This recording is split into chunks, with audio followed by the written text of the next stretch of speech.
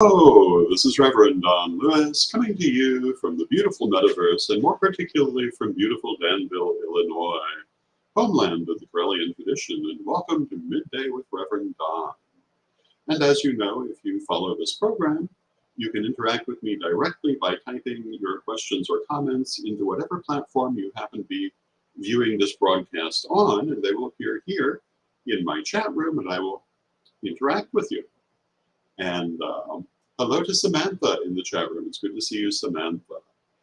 And this is one of my favorite parts of the day, and interacting with you directly is one of my favorite parts of the program. And I hope that you are enjoying it as much as I do. And as I always do, I want to remind you of my Patreon at revdonlewis.com. Hello to Michael in the chat room. Good to see you, Michael. Remind you of Correllian Publishing at correllianpublishing.com and all the many interesting things we have there. And the many interesting things we have going on all over the place. Hello to Antonio in the chat room. It's good to see you, Antonio. And as you also know, if you've been following this program, we're looking at focusing on the Parliament of the World's Religions during the month of August. And hello to Bradley in the chat room. And that's because the Parliament of the World's Religions is being held again in Chicago this month, August of 2023, and we will be covering it. We'll be covering it throughout this entire month here on the channel. We'll be covering it live at the Parliament. We will have an appreciable press presence at the Parliament, and we'll be bringing you many fascinating things from that venue. Hello to Renee in the chat room. It's good to see you, Renee. And today, hello to Calvin in the chat room. Today, my subject has to do with the Parliament's call to conscience, defending freedom and human rights. But I thought I'd also talk today about my own experiences with the Parliament and how I became involved in this in the first place and why you should want to be involved in this.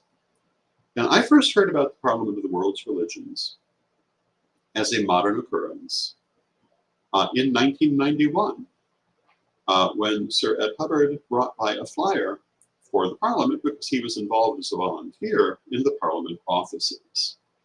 And for the intervening period of several years before the Parliament actually happened in 1993, the second convening, I regularly heard about it from Edward. And hello to Aiden, hello to Janet, hello to Ravenwolf in the chat room. Edward was very excited about the Parliament, very excited about what was happening. And in fact, it was an exciting thing. I mean, think about it. Leadership of most of the world's religions coming together in one place to talk. How often does that happen?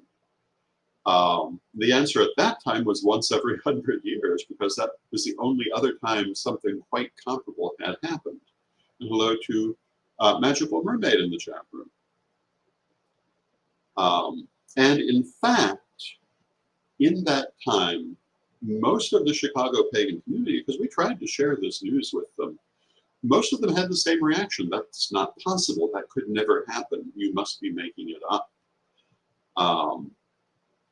The mere fact that it actually was happening demonstrably did not change most of those people's minds until it finally hit the network news just a couple of weeks before it happened. And then they were all about it. But the truth of the matter is we had been trying to promote it. Sir Ed had been trying to promote it all that time since 1991. And had largely not been able to convince people it was even happening because their belief overrode the actual circumstances. And that was pretty breathtaking. And hello to Sir Eric in the chat room. Good to see you, Eric. Even my own wife at the time insisted this could not be possible until it became manifestly obvious that it was in fact happening. And that again was in 1993. It was the 100th anniversary of the first convening of the Parliament. And Sir Edward was there. as a member of staff. Uh, and we were speaking every single day about what was happening, about the experiences he was having.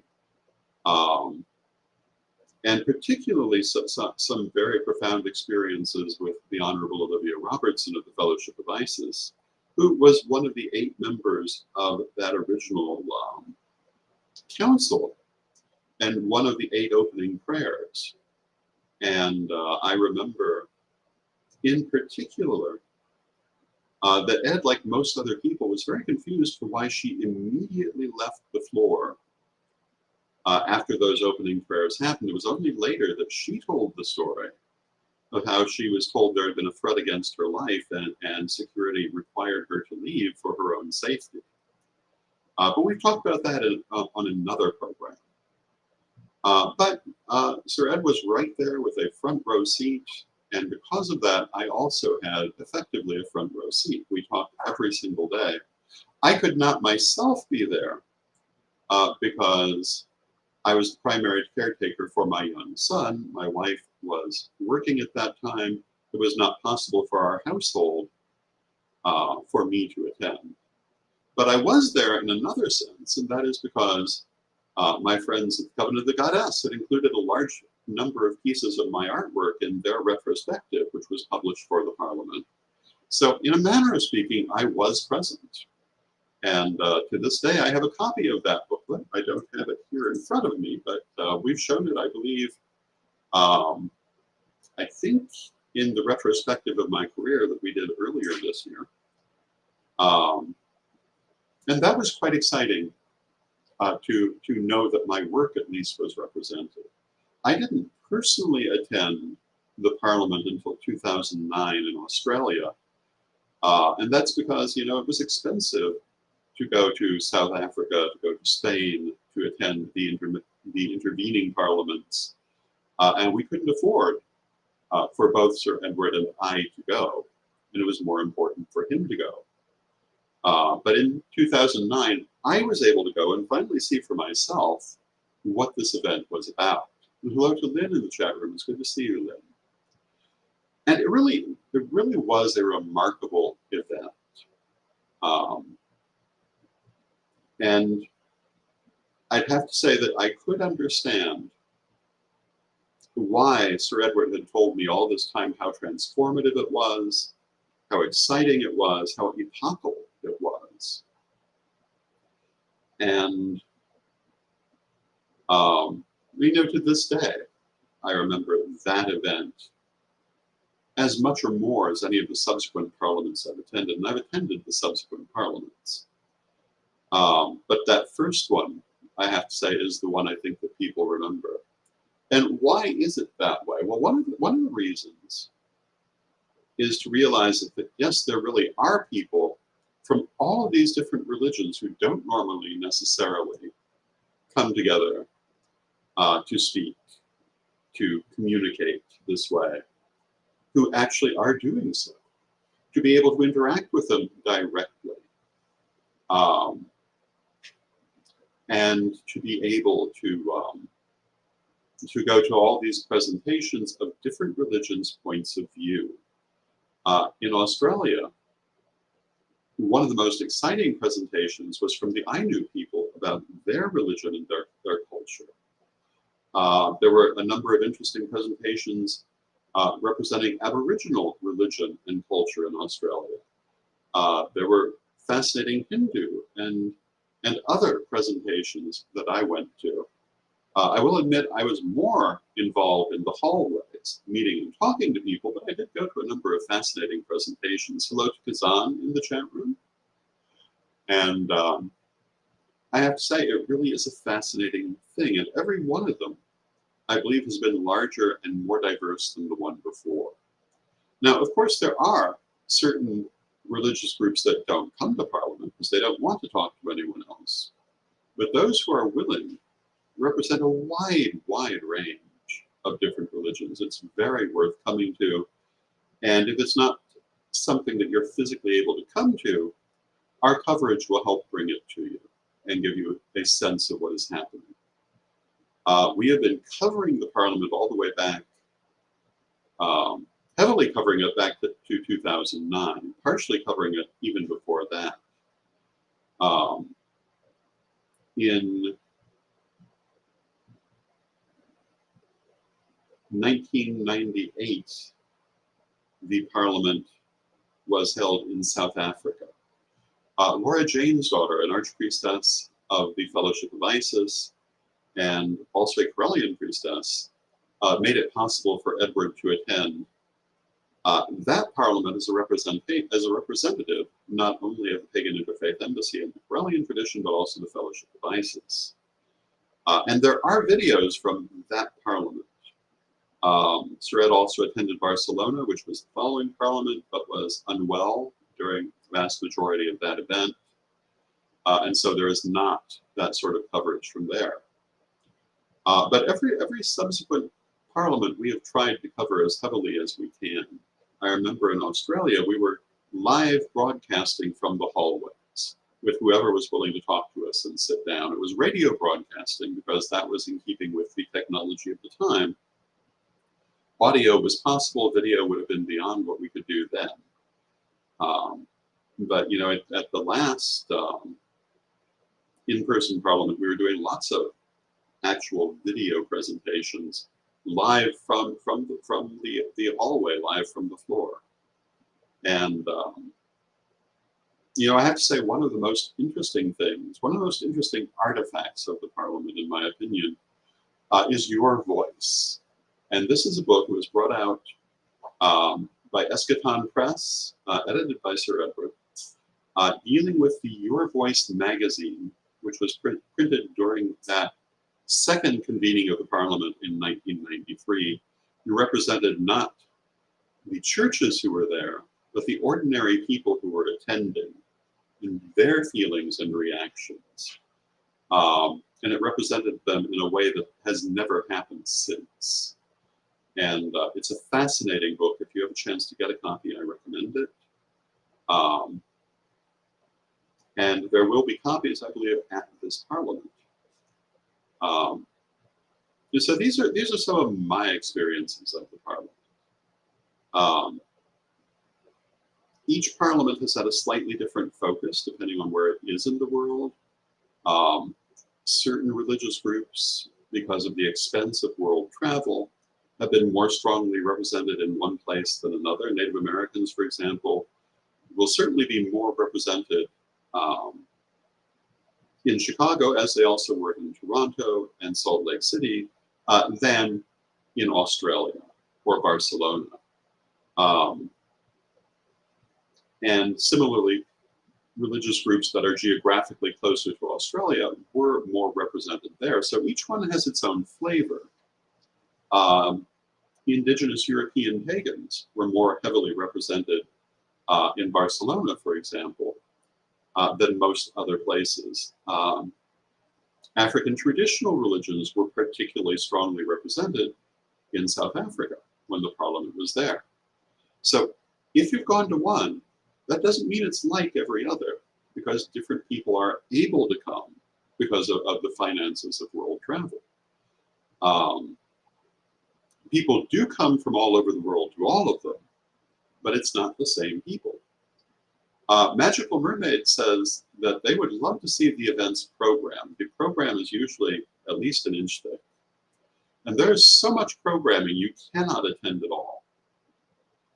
At any given time, there are numerous different workshops and presentations taking place.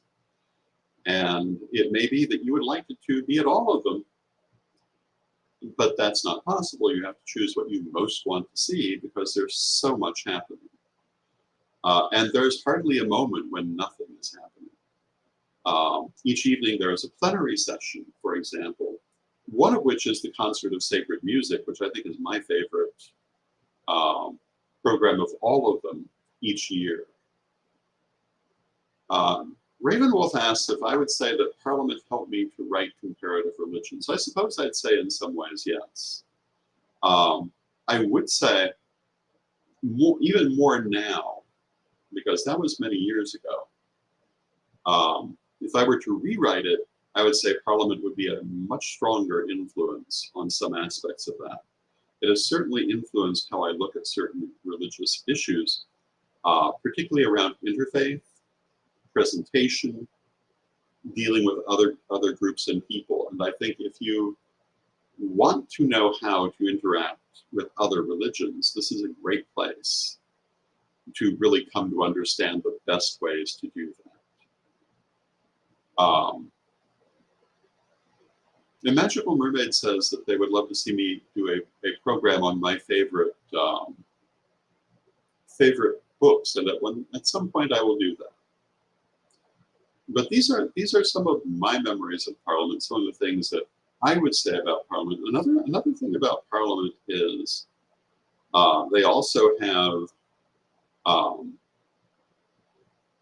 they have the shopping mall of the gods, where all these different religious groups have their tables, usually to help to defray the cost of being there. Some of those tables are just literature and information. Others have things that you can buy, but they can give you a very good look at what these different groups stand for, how they present themselves to the public, how they interact with people, which I think is very important, not only to get to know them, but for us as a minority religion to learn how other religions present themselves and how this can be more or less successful and how we might benefit from learning from their example. All of these informational and vending booths are themselves an educational part of Parliament. And another thing that you'll see at Parliament are small temples and shrines erected for the duration of the event. Art installations of various types. It really is a festival as much as a convention. And there is, I think, a festival feel to the whole thing, even though I wouldn't characterize it as a festival. But it has much of that same energy. And it really does have that transformative effect, I think, on most people who come. And one of the things that it offers, I think, really is hope for the future. And, you know, we look at the world and we look at how the world's religions are getting along, and it's hard to feel hope sometimes for the future when you see the religious strife in the world. But when you see that there is also a strong attempt to get along, to work together, to talk with each other, I think that restores a lot of faith in the possibilities of the future. And I think that's one of the things the Parliament is most about, restoring that faith in the future. And I like to feel that those people who attend the Parliament will bring that feeling back and extend it. I have noticed that every time the Parliament happens in a given city, there is a massive religious revival there, including in the local pagan community. In Chicago, the pagan community was totally revitalized in 1993. There are events going on to this day, such as the annual Icean Goddess Conference, which began because of that Parliament energy and have never stopped.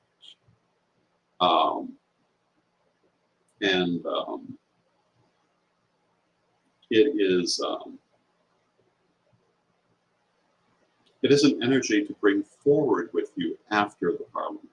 It's not just something to enjoy while it's there. It's something to bring back to the world. And that's why the Parliament is so important. Because what happens at Parliament doesn't stop at Parliament. It goes back with all people who attend it, most of whom are community leaders in their own countries and communities. And the positive relationships they're able to make, the good impressions that are created, they take back to where they come from. They take back to their congregations, their temples, their communities, and share with them. And this influences public opinion, it influences law. And we all know that there are negative groups lobbying in many countries around the world for repressive religious laws. Um, but at the Parliament, positive connections are made that can counter these. When people go home from Parliament, they take that positive message that when someone tries to say, oh, you should hate this group or you should hate that group, they can say, but I met these people at Parliament. They're not like that at all. I saw their presentation. This is not at all who they were. This is, I think, the real strength of Parliament and the real power of Parliament. Now, this year, Parliament has, as it's called, a conscience, defending freedom and human rights.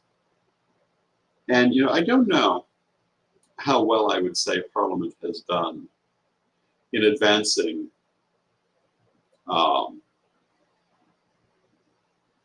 their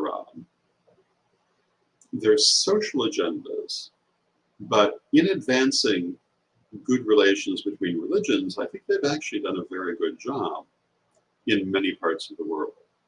And in some ways, they've done very well with things like this call to conscience. I am hopeful that the call to conscience, defending freedom and human rights, is something that will resonate with people who are there.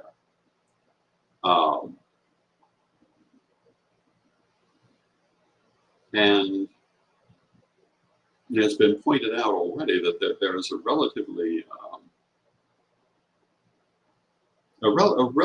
small focus on LGBTQ rights within the presentations that are being spoken of, and certainly no reaction to the witch hunts that are plaguing some parts of the world. But still, these things can still be addressed. The fact of trying to address it at all, at least, is something. Magical Mermaid says freedom is the greatest concept in the universe. Well, yes, it is. It's a wonderful concept, not always so easy in practice. But we have to keep working at it.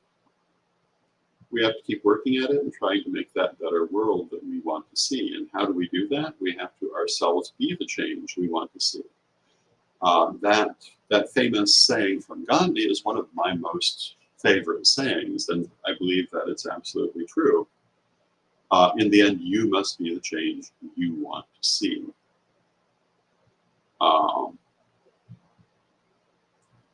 Ravenwolf says, what we need is for the press to stop seeing us as kooky or weird. And as a world religion, really focus on the proper story. I totally agree with that, but I have to point out one of the ways that one of the things that has to happen for that to happen is we also have to stop seeing ourselves as kooky or weird. We need to see ourselves simply as a different way of looking at things.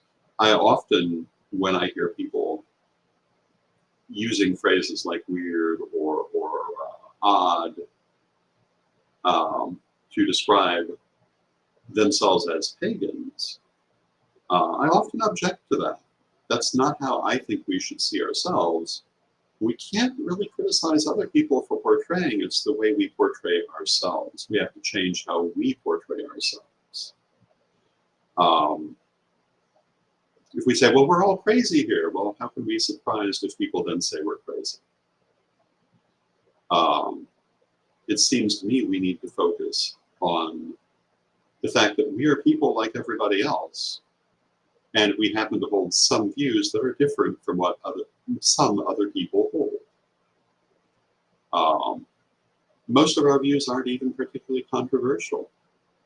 A lot of times when people come, at least to the modern Wiccan movement, a lot of them will say, I feel like I finally have a word for what I always believed. That can't be true if our ideas are really controversial. They wouldn't be so familiar to people. I think we need to really focus on the fact that we are people like other people, and to get the word out that we are not kooky and weird. We are serious about what we do. We are sincere. We are motivated by spirituality. We have all the same considerations everyone has. And we did not come to this path, those of us who came to this path from elsewhere, because we were in rebellion, or if we did, we didn't stay because we were in rebellion. We stayed because it represents what we truly believe. Magical Mermaid says there would be no reason for evolution or growth if we were all the same. I would say not only would there be no reason, there'd be no way to grow if we were all the same. We have to inspire each other to growth. I think that's a very important point of it. And growth can be painful. Growth can be difficult, but growth is one of those constants in life. You're either growing or you're withering. You don't often attain a plateau and hold it.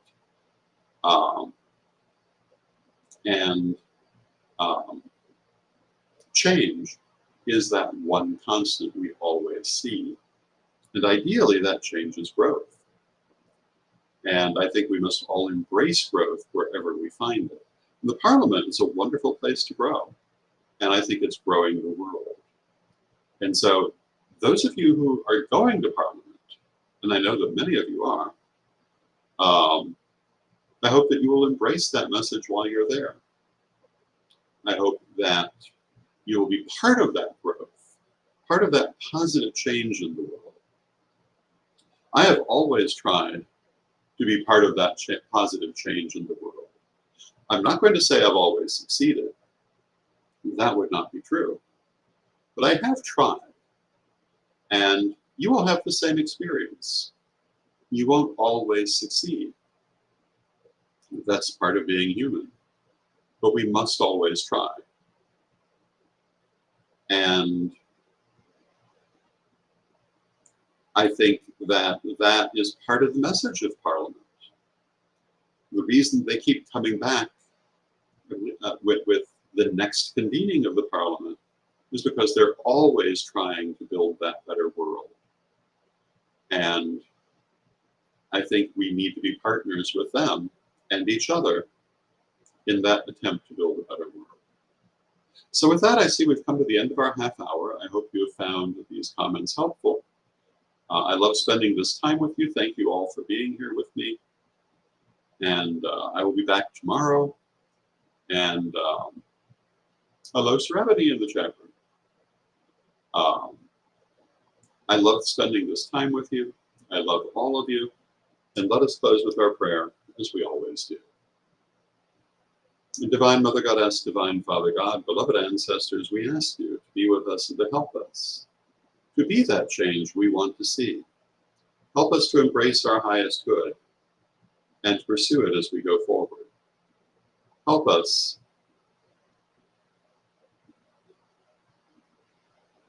to bring a better world into being. And when we stumble and fall from that path, help us to return to it. Help us to move forward, help us to move upward, help us to grow. Divine Mother Goddess, Divine Father God, beloved ancestors, we ask you to be with us and to guide us in this and other ways. And we thank you, and knowing you're always with us. But from respect, we thank you for your presence, and may you be blessed now and always. And I thank you for your presence. I love you all, and may you be blessed now and always, and I will see you tomorrow. Oh, and watch for me Thursday evening on Tarot Thursday this week on paganworld.co, Pagan World TV. I will be there. And we will have a lovely time. Thank you, everyone.